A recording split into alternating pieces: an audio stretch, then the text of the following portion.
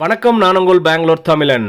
நம்ம இன்னைக்கு மசாலா கடலை செய்ய போகிறோம். இதுக்கு முன்னே நம்ம சேனலில் அதிகமான குவான்டிட்டியில் மசாலா கடலை வீடியோ போட்டிருக்கோம். அந்த வீடியோ பார்த்தவங்க எல்லாருமே கம்மியான அளவில் செய்யுங்கன்னு கேட்டிருந்தீங்க. அதுக்காகவே இந்த மசாலா கடலை கம்மியான அளவில் செஞ்சு காமிச்சிருக்கோம். நீங்களும் இதே மாதிரி செய்யணும் சார். வீடியோ முழுசாக பார்த்து செய்யுங்க, ரொம்பவே சூப்பராக வரும். செஞ்சு சாப்பிட்டு பார்த்துட்டு கமெண்ட்டில் சொல்லுங்கள் எப்படின்னு நான் தெரிஞ்சுக்கிறேன். அப்படியே நம்ம சேனலை சப்ஸ்கிரைப் பண்ணால் பார்த்தா சப்ஸ்கிரைப் பண்ணிட்டு பக்கத்தில் பெல் ஐக்கானை கிளிக் பண்ணிட்டு ஆல் ஆர்டர் பட்டனை கிளிக் பண்ணுங்க. அப்போ தான் அடுத்தடுத்து போடுற வீடியோ நோட்டிஃபிகேஷன் வரும் உங்களுக்கு. நீங்கள் அதிகமான அளவில் மசாலா கடலை செய்யணும்னா அதோட வீடியோவும் எண்ட் ஸ்க்ரீனில் கொடுக்குறேன், செக் பண்ணி பாருங்கள்.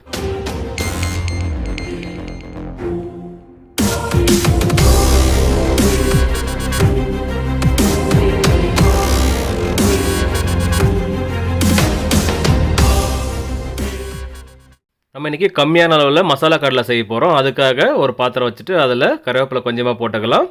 ஒரு மீடியம் சைஸ் பூண்டு எடுத்துருக்கோம், அதை உடச்சி இது மாதிரி சேர்த்துக்கலாம். நாங்கள் தோலோடு தான் சேர்த்துருக்கோம். அடுத்ததாக சோம்பு சேர்த்துக்கலாம், ஒரு அரை டீஸ்பூன் அளவுக்கு. சீரகம் அரை டீஸ்பூன் போட்டுக்கலாம்.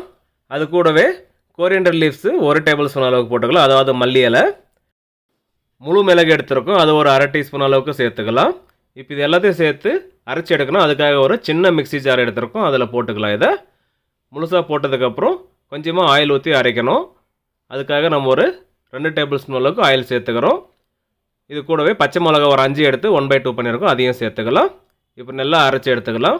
ரொம்ப நைஸாக அரைக்காமல் கொஞ்சம் தரியாக இருக்கணும். அது எந்த மாதிரி இருக்குன்றதை காமிக்கிறேன், அதை பார்த்து தெரிஞ்சுக்கோங்க. இப்போ பாருங்கள், இந்த அளவுக்கு அரைச்சாவே போதும். இதை ஒரு வேறு பவுலில் மாற்றிக்கலாங்க. இந்த மசாலாவுக்கு ஆயில் ஊற்றி அரைச்சதுனால பாருங்கள் க்ரீனாக இருக்குது. தண்ணி ஊற்றிருந்தா கருப்பாயிட்ருக்கும். ஒரு 50 கிராம் கடலை மாவு போட்டுக்கலாம் பைண்டிங்காக. அது கூடவே கிறிஸ்பியாக இருக்கிறதுக்காக அரிசி மாவை சேர்த்துக்கலாம், அது ஒரு 2 டேபிள் ஸ்பூன் அளவுக்கு.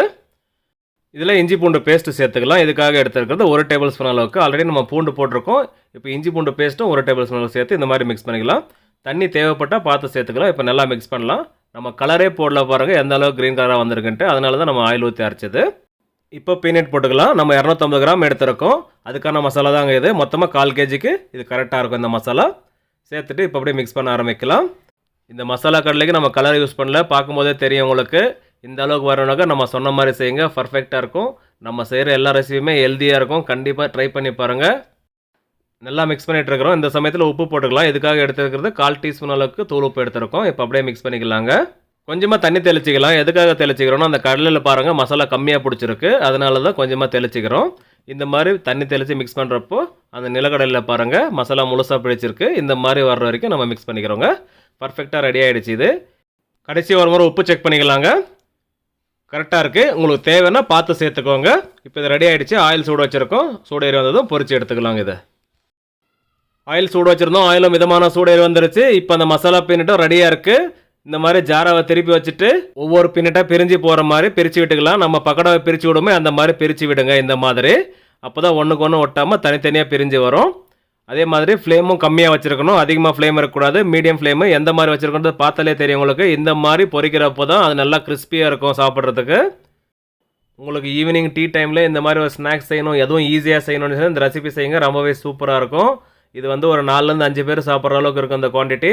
ட்ரை பண்ணி பாருங்கள். இதுவே நீங்கள் அதிகமான குவான்டிட்டியில் செய்யணும் அப்படின்னு நினச்சிங்கன்னா, அதாவது வந்து நீங்கள் எங்கேயாச்சும் ட்ரிப்பு போகிறீங்க, பிக்னிக் எங்கேயாச்சும் போகிறீங்க, அந்த மாதிரி சமயத்தில் அதிகமான குவான்டிட்டி செய்யணும்னு சொல்லலாம். நம்ம சேனலில் அதுக்கான வீடியோவும் இருக்குது. அந்த வீடியோ பார்க்கணும்னு நினச்சிங்கன்னா இந்த வீடியோவோட எண்ட் ஸ்க்ரீனில் கொடுக்குறோம், செக் பண்ணி பாருங்கள்.